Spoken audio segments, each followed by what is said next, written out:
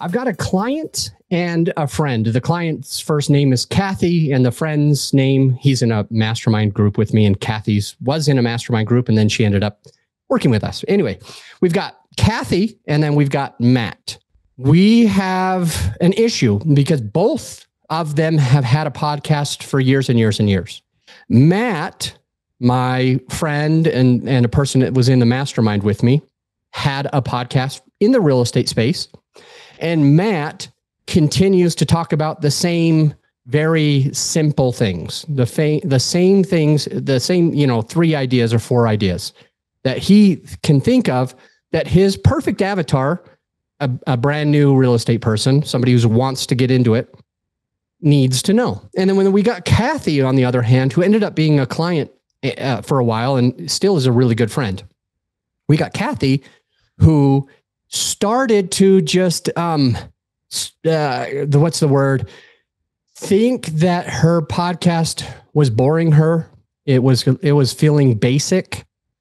She wanted to give more and more value, especially as she learned and as she grew in also the real estate space. As Kathy was learning and growing in her field, she wanted to go higher and higher level. Now, here's what was happening. Matt continued to add a value to the correct person. And so he continued to attract new listeners. Now, maybe Matt's not keeping the same listener from 7 years ago because they've already grown to a certain level.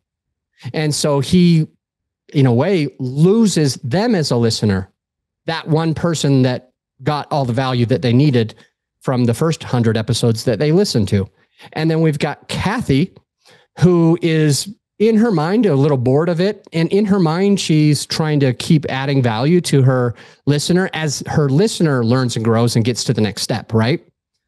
And the problem is that both seem like good ways, both seem like bad ways.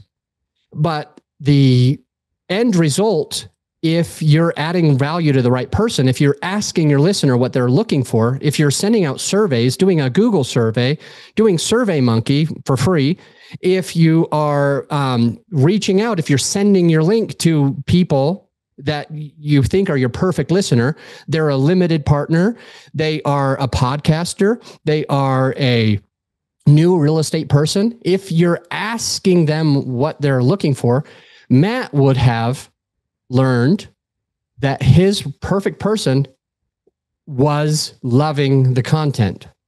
Kathy would have learned, and it also showed in their statistics.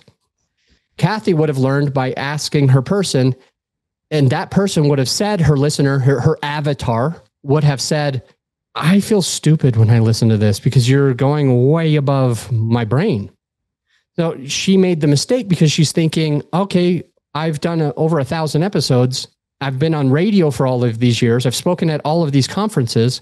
So she's thinking like, I know this information. And she's thinking my listeners heard all of my 1,000 episodes so far.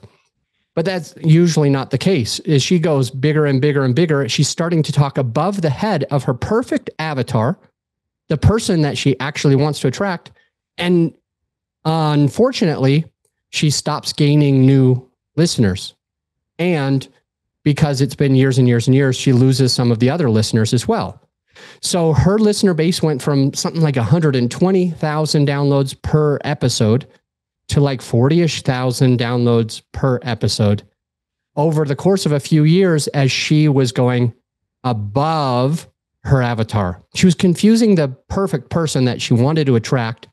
They felt like this podcast wasn't for them because it was too above where they really were. While Matt, my friend from my mastermind group, not my mastermind group, one that I pay for, and he does too, Matt continues to stay basic, not to say it in a bad or offensive way. And as he continues to stay at the level of his perfect avatar, at it more of a basic level, he continues to gain traction, and more people are sharing his podcast because it's something that really helped them to get to that first level. So you should be thinking about this as well. How do you do that? What do you do? And if it comes down to it, why don't you ask your listener? Why don't you send it out to somebody who you think is your perfect avatar? Like, hey, John, why don't you check out this podcast? Tell me what you think. Is it above you? Is it below you? Is it what you needed to hear? Is it done in the right way? And I hope that you take this idea of reaching out to your perfect listener or your perfect avatar and asking them what they think about your podcast and the value that you're giving to them.